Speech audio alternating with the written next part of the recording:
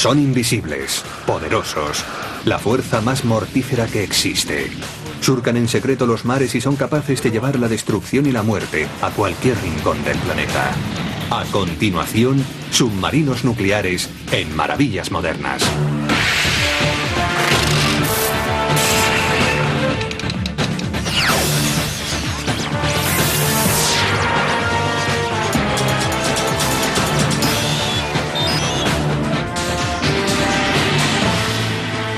Maravillas Modernas.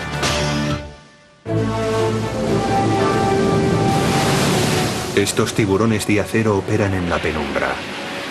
Maniobran bajo el 70% de la superficie terrestre, en un juego mortal de sigilo, intriga y amenaza.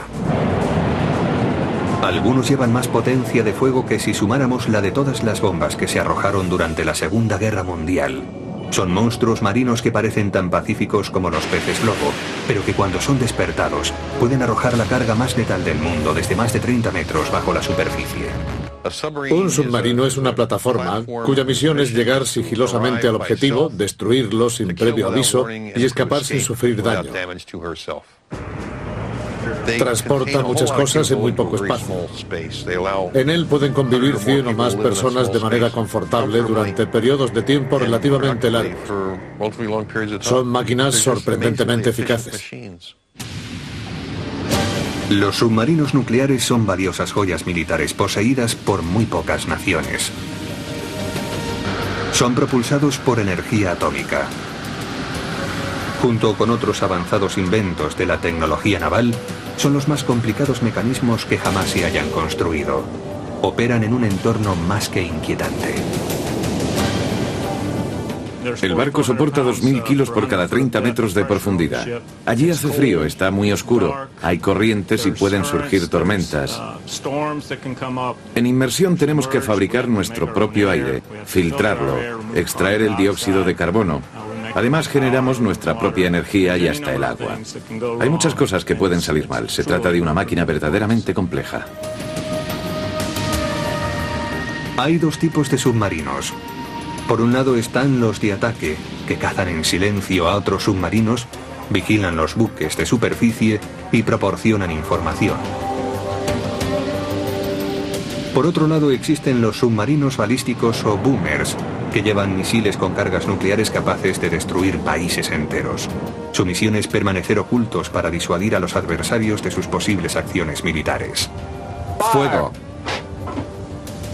Los submarinos balísticos y de ataque se componen de más de 80 millones de piezas distintas, cuestan más de 2.000 millones de dólares y 3.000 obreros tardan más de una década en construir uno. Una vez en el mar permanecen sumergidos silenciosamente durante meses, moviéndose amenazantes por todos los rincones del planeta. No mantienen contacto con el mundo exterior. Todo lo que necesitan lo transportan con ellos. Permanecen en el barco 90 días, pero no lo pasan tan mal. De hecho, se vive bastante bien. Un lugar similar que pudiéramos imaginar sería una cápsula espacial. Este es el USS Albuquerque, un submarino de ataque que opera con la flota atlántica norteamericana. Su misión es múltiple. Rastrea submarinos enemigos, realiza misiones de búsqueda y rescate, desembarca comandos de la Marina en el campo de operaciones y combate a los barcos de superficie. Sus armas no son nucleares, pero sí mortíferas. Los misiles de crucero Tomahawk, los torpedos Ben K-48 y numerosas minas oceánicas. Un trozo de uranio proporciona al submarino más energía que 115.000 litros de gasolina. La potencia de 35.000 caballos del reactor nuclear hace menos ruido que un banco de gambas alimentándose. El núcleo de esta avanzada máquina reside en la sala de control o centro de ataque. Por la noche está iluminado con luz roja para que la tripulación distinga el día de la noche. En la sala de control se dirige la navegación. Se controla la profundidad, el ángulo y la derrota del submarino. Se recibe información de los diversos sensores y se integra en el sistema de control de fuego.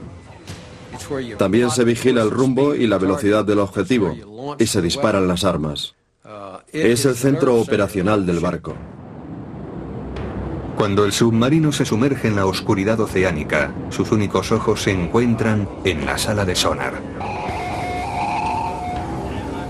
Bajo el agua no se ve nada, porque el agua absorbe la energía luminosa muy rápidamente, pero permite la transmisión de la energía acústica a grandes distancias. En cierto sentido, la única información de que se dispone es el sonido. El sonar es el ojo del submarino. Esencialmente toda la información de lo que ocurre en el exterior la proporcionan los 4 o 5 marinos de la sala de sonar. Son, por lo tanto, los hombres más importantes a bordo. El sonar activo, que emite pulsos de sonido o pings, se emplea en contadas ocasiones, ya que delata la posición del submarino. En su lugar se emplea el sonar pasivo, que simplemente escucha los sonidos oceánicos. Realmente escuchamos a los mercantes. Oímos cómo sus hélices baten el agua. Sabemos a la velocidad que van. Oímos a los delfines y ballenas. El sonido más raro es el del hielo al quebrarse y fluir. Es un sonido extraño, como ruidos provocados por fantasmas. El submarino está repleto de equipos. El reactor nuclear ocupa una tercera parte. El armamento, junto con toneladas de equipo electrónico, deja poco espacio para la tripulación. La intimidad está muy limitada. No existen secretos en un submarino nuclear. Cada marinero dispone de un espacio de poco más de 1 metro cuadrado para dormir y guardar sus pertenencias. No puedo sentarme porque la altura del techo es muy escasa. Es imposible sentarse. No puedes darte la vuelta cuando duermes. Es casi imposible. Y respecto al espacio para guardar cosas, tan solo disponemos de esto.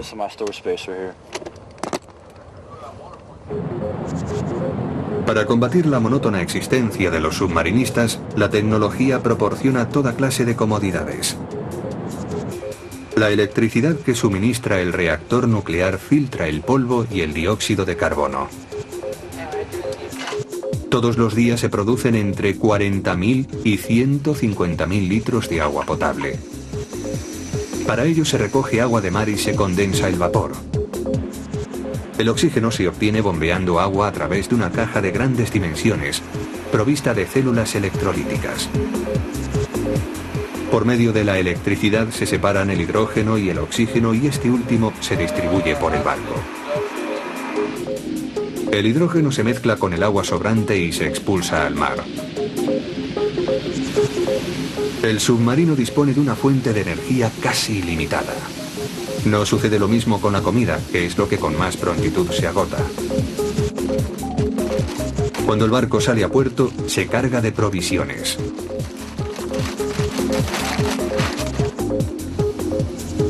Los tripulantes que dirigen el submarino hacen turnos para cubrir 24 horas de estricta vigilia, 6 horas de guardia, 12 horas de estudio, mantenimiento y alimentación. Solo restan 6 horas para el sueño. No podemos apagar las luces por la noche y decir hasta mañana. Trabajamos 24 horas al día, 7 días a la semana. El capitán permite que su tripulación reciba emails de familiares y amigos, lo que contribuye a elevar la moral en el barco. Papá, buenas noticias de casa. Me han puesto todos sobresalientes y un notable. Estoy en el cuadro de honor. Tengo muchas ganas de verte. Vuelve pronto. Te quiero y te echo de menos. Annabel. Eso está muy bien, después de estar 4 semanas fuera de casa. Hoy ha sido un buen día, estoy muy contento. Pero estos momentos son escasos. Alerta, los 2 de arriba. El entrenamiento parece no tener fin. En la sala de torpedos las armas son preparadas para disparar en ataques simulados. El trabajo que realizamos es muy complejo y exige mucha dedicación. Conseguir que 100 o 135 personas hagan lo que deben en el momento oportuno para manejar correctamente el barco requiere mucha práctica. Solo tras 20 años de entrenamiento, el comandante Burroughs ha podido hacerse cargo de esta fraternidad secreta y asumir unas abrumadoras responsabilidades. El capitán de un submarino debe estar familiarizado con la ingeniería. En un barco nuclear hay que aprender física, hay que conocer el sonar, maniobras de navegación y el funcionamiento general del barco. El capitán de un barco debe poseer toda una lista de cualidades personales incuestionables. Voluntad, la inspiración de un artista y la dedicación de un boxeador. Hay que estar muy seguro de uno mismo si se quiere ser militar. Algunas de las mejores mentes del mundo de la ciencia fueron reclutadas para construir estas máquinas silenciosas. La creación del moderno submarino nuclear fue impulsada por la ambición, aunque también en parte por los accidentes y las tragedias. En la actualidad, unos 160 submarinos nucleares navegan silenciosamente por los océanos. Sin embargo, hace más de 2 siglos, el primer submarino tuvo un papel muy limitado. Se llamaba The Turtle, la tortuga, y fue construido por David Bushnell para que George Washington lo usara contra los británicos en 1775. El ingenio tenía 2 metros de longitud y la hélice era movida por un cigüeñal. Podía permanecer sumergido 30 minutos. Su única misión resultó fallida al no poder enganchar un explosivo subacuático en el casco de un barco británico. Pero las necesidades de la guerra naval hicieron que pronto surgieran diseños más complejos. En la Guerra de Secesión Americana, el submarino confederado CSS-H.L. Hamley, de 18 metros, utilizaba tanques de lastre para cargar y descargar agua y así bajar y subir. He aquí el fundamento del submarino moderno. Realizó el primer ataque con carga explosiva contra un barco enemigo, aunque la explosión mató también a sus 8 tripulantes. En el siglo XX, los submarinos ampliaron su radio de acción, su velocidad y su flexibilidad. John Holland vendió a los Estados Unidos su primer submarino en 1900. Tenía una longitud de 16,4 metros y fue el primero en operar con un doble sistema de propulsión. En la superficie utilizaba un motor diésel y en inmersión el motor era eléctrico. Durante la Primera Guerra Mundial, los alemanes incorporaron muchos avances a su flota de submarinos, revolucionando la guerra en los mares. La Royal Navy tuvo grandes reticencias a la hora de apreciar a los submarinos como arma bélica, porque según decían, su táctica era poco caballerosa, pero los alemanes demostraron lo que podían hacer con ellos durante la Primera Guerra Mundial. Hundieron 3 cruceros británicos en una tarde con un solo submarino. Durante las 2 guerras mundiales, los países industrializados se apresuraron a construir numerosos submarinos, pero no mejoraron mucho sus características. Durante la Segunda Guerra Mundial, casi todos ellos seguían siendo unos barcos de superficie que se sumergían ocasionalmente. Debían salir constantemente al exterior para recargar las baterías de los motores eléctricos por medio de los motores diésel. Los motores eléctricos impulsaban bajo el agua a los submarinos durante un máximo de 12 horas, alcanzando unos 9 nudos de velocidad. Aquellos barcos eran realmente difíciles de manejar, eran poco espaciosos y más bien indiscretos. Al poco de terminar la Segunda Guerra Mundial, el capitán Jaime Rickover, de la Marina norteamericana, se hizo cargo del programa de propulsión nuclear y promovió el desarrollo de los submarinos atómicos. This is the reactor or the atomic pile. There's uranium in here. En aquel tiempo, la energía nuclear estaba en pleno desarrollo como fuente de energía, pero todavía se la consideraba peligrosa y destructiva. Comprimir la energía del Sol en un espacio tan limitado parecía imposible. Se basó en una tecnología aún incipiente. Aún quedaban unos años para la aparición de la bomba atómica. Pero él dijo que ya se habían hecho los suficientes estudios y que se sabía lo suficiente, así que había que hacerlo ya. Los submarinos de la época tenían una longitud de unos 100 metros. El reto mayor era poner un reactor nuclear dentro del pequeño casco del barco. Rickover estableció un laboratorio subacuático de prueba en Arco, Idaho. Poco después se empezó a construir el primer submarino nuclear, Nautilus, de Electric Boat en Groton, Connecticut, mientras simultáneamente hacía pruebas en Idaho. Construyó una sección del submarino, le puso un reactor como el que iría en el Nautilus y lo probó durante 1000 horas, el equivalente de un viaje de ida y vuelta a través del Atlántico, y funcionó. La ventaja era que cada vez que se hacía un cambio en el reactor de prueba se podía emplear en el Nautilus, porque eran idénticos. Esa fue una de las razones principales por las que el Nautilus tuvo un éxito inmediato. Proteger a la tripulación de la mortífera radioactividad era otro problema. Now a man can walk over the shield and through the ship, and he will not be irradiated dangerously over a long period of time. Había que poner una pantalla lo suficientemente grande para proteger a la tripulación, lo que hacía que el submarino fuese más pesado. Un submarino es como un dirigible. Cuanto más pesado es, mayores han de ser sus dimensiones para que pueda flotar. Los ingenieros consiguieron una proporción razonable entre la pantalla de plomo y el tamaño del barco. El 21 de enero de 1954 comenzaron las pruebas del primer submarino nuclear del mundo, un extraordinario logro técnico. El reactor nuclear generaba la energía requerida por el barco mediante el calor surgido de la fisión nuclear o división de los átomos de uranio. El calor del reactor era transferido al agua que circulaba por un circuito cerrado primario que incluía el reactor, las bombas y el generador de vapor. Un circuito secundario enviaba vapor desde un generador a una turbina, que proporcionaba electricidad a la nave y a la turbina principal de propulsión, que a su vez movía la hélice. El vapor se condensaba y el agua era reutilizada por el sistema. No se requería aire u oxígeno para que funcionara el reactor, permitiendo que el submarino operara de forma independiente. Se consiguió un submarino en el auténtico sentido de la palabra.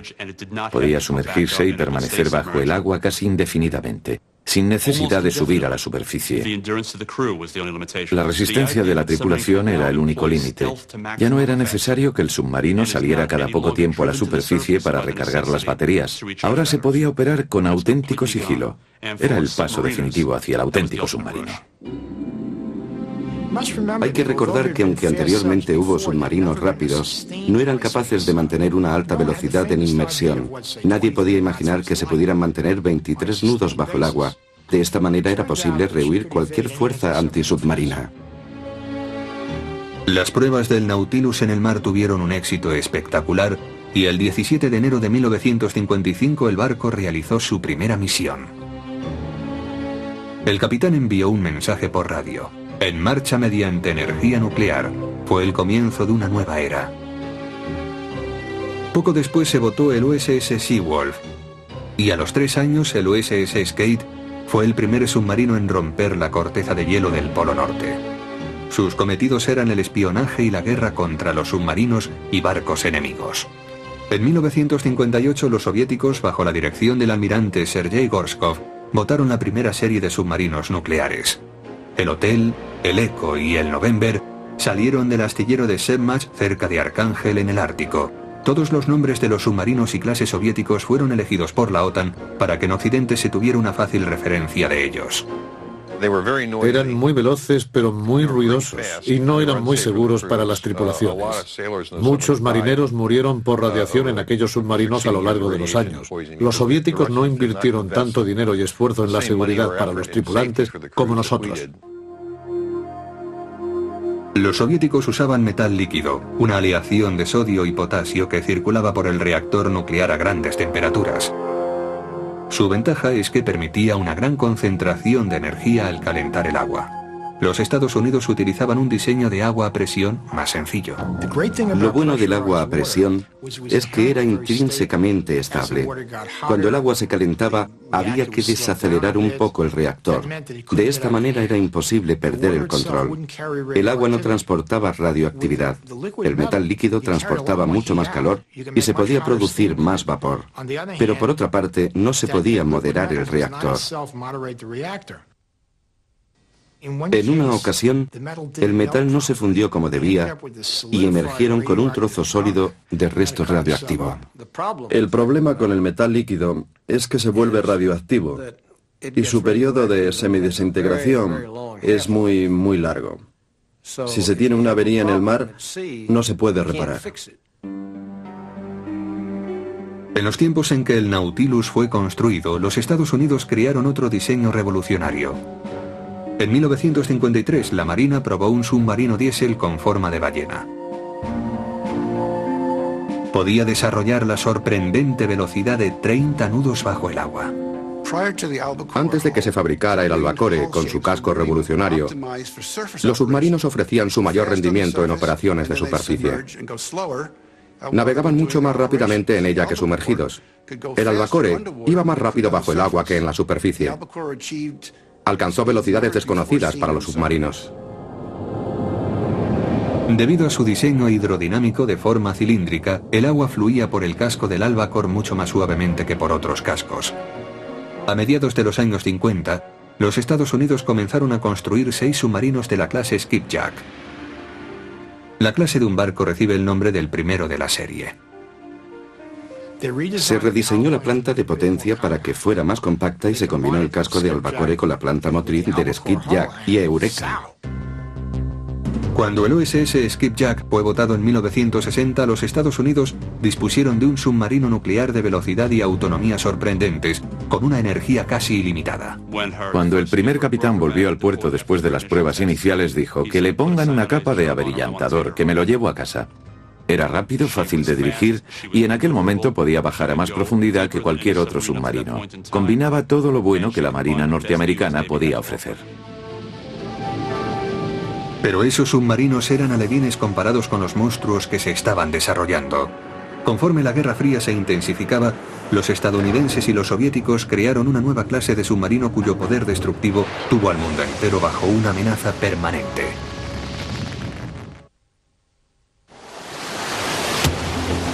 A mediados de los años 50, en Norteamérica se empezó a trabajar en un concepto revolucionario de guerra submarina. Se encargó al almirante William Rayburn el programa de lanzamiento de misiles balísticos por medio de submarinos sumergidos. El problema parecía entonces irresoluble. La primera cuestión era cómo compensar la pérdida instantánea de peso del submarino. El misil era lanzado lejos del submarino, así que era necesario abrir un tanque para compensar la pérdida de peso y no se desequilibrará. Los ingenieros desarrollaron unos sistemas de lastre muy avanzados mediante los cuales se restauraba rápidamente el equilibrio después del lanzamiento y el impacto de la expulsión del misil quedaba absorbido. El segundo problema técnico era conocer la posición exacta del submarino para que dirigiera el misil con seguridad y precisión. Los sistemas de navegación mejoraron mucho gracias al uso de satélites que indicaban al capitán la posición exacta del submarino. De esa manera se podía calcular con precisión la distancia con respecto al objetivo. A continuación se instalaron en los misiles sistemas computerizados de guiado para asegurar que dicho objetivo era alcanzado. Pero el problema más peligroso era almacenar y transportar el combustible líquido de los misiles dentro del submarino. Si se derrama el combustible líquido de los misiles, se puede producir un incendio o una gran explosión. El combustible líquido era el más usado en aquel momento, pero era difícil de manejar por ser muy inflamable. Podía causar una tragedia dentro del submarino. El gran avance que nos permitió realizar lanzamientos bajo el agua fue la aparición de los cohetes de combustible sólido. Además, el tamaño del misil de combustible sólido era mucho más manejable, lo que facilitó su instalación dentro del casco del submarino. El combustible sólido se fabrica a partir de una combinación de nitrato, carbono y azufre.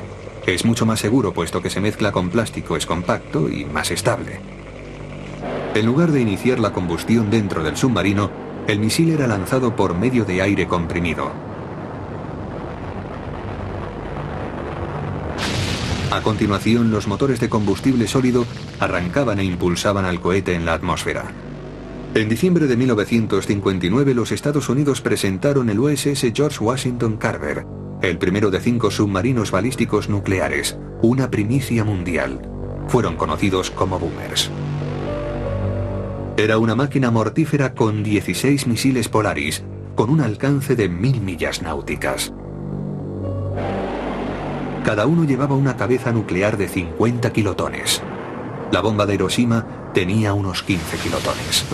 Los Polaris proporcionaron a los Estados Unidos una enorme ventaja, porque protegían su arsenal estratégico. El submarino, una vez sumergido, era imposible de localizar. Es muy difícil desarrollar contramedidas para algo que no se sabe dónde está. No se le puede atacar y entonces podrá destruir su objetivo sin que exista defensa posible. A lo largo de una década, los Estados Unidos crearon una nueva clase de submarino capaz de permanecer oculto y sumergido durante meses, al tiempo que transportaba el mayor poder ofensivo conocido por el hombre. La misión de los submarinos balísticos era cargar su armamento, desaparecer en la inmensidad del océano y esperar una orden que hubiera sido nefasta para el enemigo. Estos submarinos letales ofrecen una certidumbre y una incertidumbre. La terrible certidumbre de los Polaris es la destrucción que pueden generar. La incertidumbre terrible también es cuándo se ejecutará la acción y si has de ser tú quien la ejecute. A lo largo de los años 60, los misiles submarinos Polaris se hicieron más mortíferos todavía. Cada ojiva se cargó con varias cabezas nucleares, aumentando en gran medida su poder destructivo. En 1970 los misiles Poseidón fueron equipados con MIRVs o vehículos múltiples de reentrada dirigidos independientemente que podían alcanzar objetivos situados a 2.500 millas marinas. Después de que un misil Poseidón completara su fase de aceleración, la ojiva reentraba en la atmósfera y sus múltiples cabezas, o MIRVs, se separaban para detonar sobre una amplia zona. Cada una de las cabezas podía ser dirigida a distintas ciudades, centros industriales, bases militares. Con un misil se podían alcanzar diversos objetivos. De esa manera, se multiplicaba la efectividad de la flota de misiles balísticos. Pero la Unión Soviética se negó a quedarse a la zaga. En 1967 los soviéticos botaron un submarino de una clase que la OTAN llamó Yankee. Un submarino con 16 misiles balísticos con un alcance de 1.300 millas. Desplazaba 9.600 toneladas y llevaba cabezas nucleares mayores que las de los misiles Polaris. Los Estados Unidos respondieron en 1982 con los submarinos de la clase Ohio, que podían llevar 24 misiles Trident, cada uno de hasta 8 cabezas de 100 kilotones. Si un Ohio lanzaba sus 24 Trident a un continente, originaría 192 explosiones nucleares independientes, liberando 19.000 kilotones de energía, lo equivalente a 1.300 bombas como la de Hiroshima. Además de matar a millones de personas instantáneamente, las explosiones dispersarían unos 2 millones de toneladas de polvo radioactivo en la atmósfera, alterando el clima de la Tierra. Un misil puede alcanzar un gran número de objetivos desde una enorme distancia, unas 6.000 millas. Algo extraordinario desde el punto de vista tecnológico, pero también espantoso. Cuando los submarinos balísticos empezaron a proliferar, los Estados Unidos y la Unión Soviética invirtieron miles de millones de dólares en mejorar sus submarinos de ataque. El resultado fueron barcos extraordinariamente sigilosos. Cuando la Unión Soviética comenzó a botar submarinos nucleares a principios de los años 60, los Estados Unidos se concentraron en la guerra antisubmarina para atajar la potencial amenaza. Los diseñadores norteamericanos estaban obsesionados con el silencio para rastrear, perseguir y, si era necesario, destruir los submarinos soviéticos. Sonar have a weak noise level bearing 298. Sonar. ¿Cuál es la diferencia entre un submarino tan ruidoso que asusta hasta los peces y otro que no hace ningún ruido? ¿Quién tiene la ventaja? El que es invisible no puede ser alcanzado. Si tú eres invisible y el otro no, tú ganas. Así de sencillo. El Nautilus era una máquina con un acabado anguloso y muy poco aislamiento contra el ruido. En esa clase de submarinos el ruido está casi en relación directa con la curva de velocidad y potencia. Cuanto más rápido se va, más ruido se genera. De lo que se trata es de hacer independientes el ruido y la velocidad. Ser silencioso incluso navegando a gran velocidad. Ya lo dijo Risenberg, y es cierto. El silencio es un problema más difícil de resolver que el de los reactores nucleares. El silencio se convirtió pronto en una obsesión para los diseñadores norteamericanos de submarinos. La forma de conseguir que un submarino sea silencioso es cuidando el equipo que genera los ruidos, o sea, la maquinaria, principalmente la que tiene engranajes. Hay que ponerla sobre una plataforma rígida que se separe del casco y además colocar muelles para absorber el ruido. Con eso la emisión se reduce enormemente. Se pusieron monturas de caucho a los muelles para que amortiguaran las vibraciones. Las losetas de goma que recubrían el casco no dejaban escapar los ruidos del interior. Cada engranaje fue analizado para diseñar una mejor lubricación de juntas y válvulas. Se instalaron sistemas de vigilancia de ruidos para captar el sonido del aire procedente de las bombas del motor. Incluso fueron estudiados los utensilios que usaban los cocineros. Las hojas de la batidora llevan una capa de goma para que cuando esté batiendo no produzca ruido. En los años 60, las nuevas tecnologías digitales dieron paso al sonar pasivo, una gran ventaja, pues permitía captar sonidos en el océano a cientos de millas de distancia. Al reducir el ruido ambiental del submarino, las señales lejanas se captaban más claramente. También se usaron ordenadores para ampliar, filtrar y depurar los sonidos exteriores. En la lucha entre submarinos, es esencial escuchar al enemigo antes de que te escuche él a ti. Existen dos maneras de asegurarse. Una es que nuestro submarino sea más silencioso que el suyo, que descargue menos energía en el agua. Y la segunda es contar con un sistema de sonar mejor que el usado por el enemigo y así detectarle antes de que él nos detecte a nosotros. Las nuevas técnicas silenciadoras y de escucha fueron incorporadas en el submarino nuclear de ataque USS Thresher, dotado en julio de 1960. Para mejorar el sistema pasivo de sonar, toda la proa fue dedicada a este equipo. La proa de los submarinos es el lugar más silencioso, lo que permite que el equipo capte los más débiles sonidos que se produzcan en el agua. El nuevo submarino podía localizar y perseguir a las fuerzas navales soviéticas sin ser detectado, pero entonces ocurrió una gran tragedia.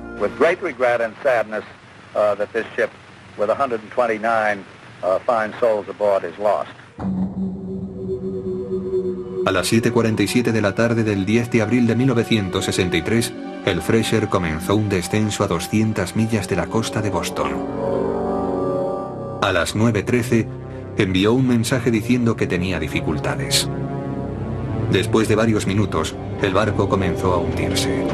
Los operadores de radio oyeron cómo el submarino se quebraba cuando llegó a cierta profundidad.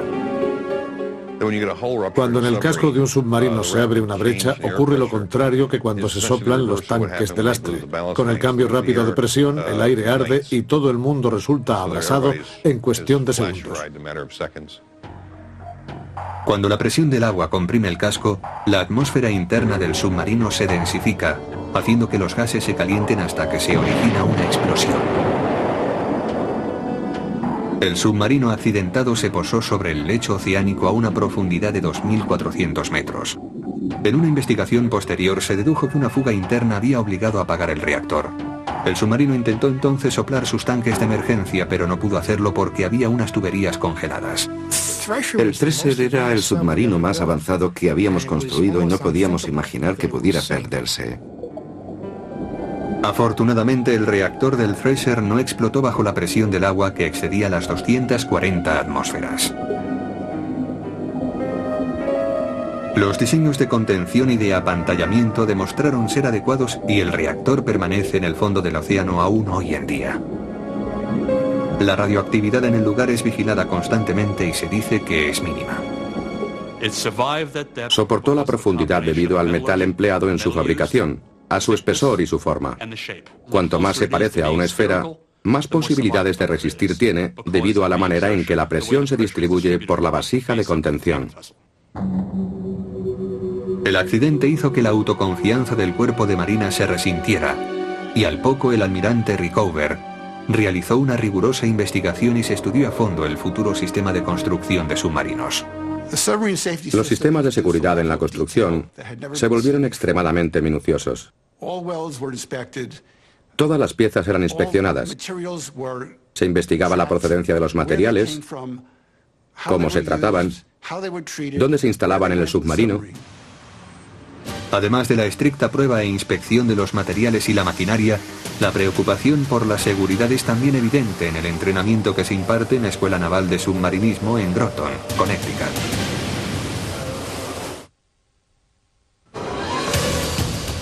El punto fuerte de la flota submarina norteamericana es el entrenamiento que se da a su personal en la Escuela Naval de Submarinismo en Groton, Connecticut. Cada submarinista debe acudir a clase durante casi un año. Estudia táctica, navegación, electrónica, armamento y sonar, entre otras materias.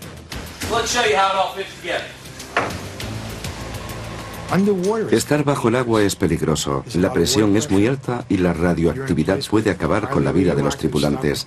Es importante que siempre se sepa lo que se debe hacer. Si se quiere saber lo importante que es una escuela para submarinistas, fijémonos en las marinas que no disponen de ella, como la rusa.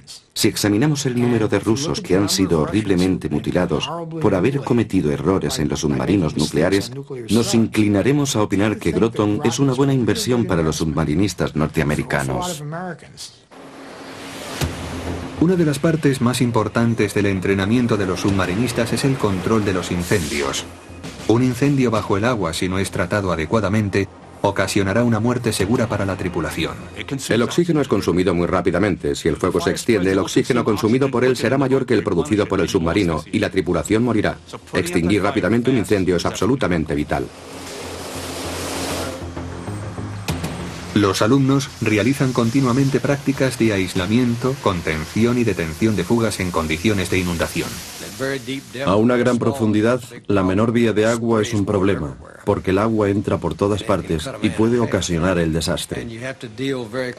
Hay que repararla inmediatamente, porque en 30 segundos o un minuto, la vía estará completamente fuera de control y ya no habrá solución. Además, mojará con agua salada el equipo eléctrico del compartimento.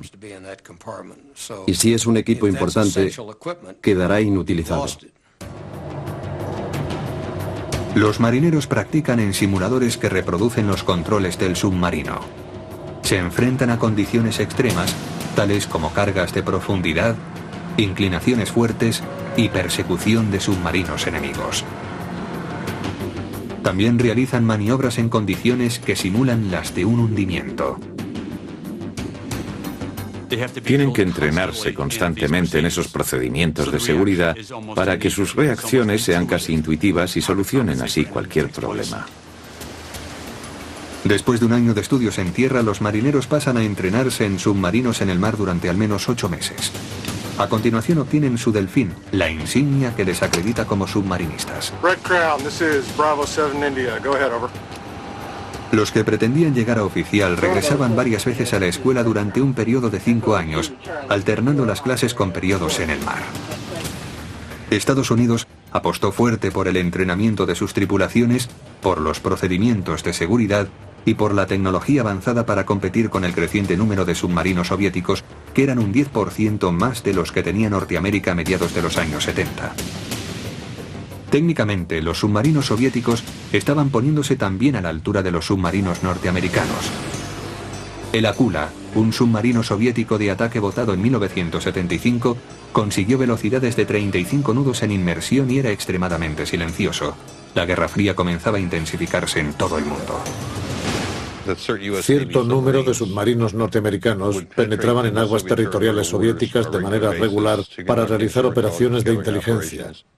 Se vigilaban las operaciones de la flota soviética y se iba directamente por debajo de los cascos de sus barcos para tomar fotografías. Para ello se empleaban las mismas rutinas que en tiempo de guerra. La misión de los submarinos de ataque norteamericanos era operar en cualquier escenario de la Guerra Fría para enfrentarse a los submarinos soviéticos y a veces recoger información en los propios puertos soviéticos. Operaban en solitario y en aguas controladas por el enemigo.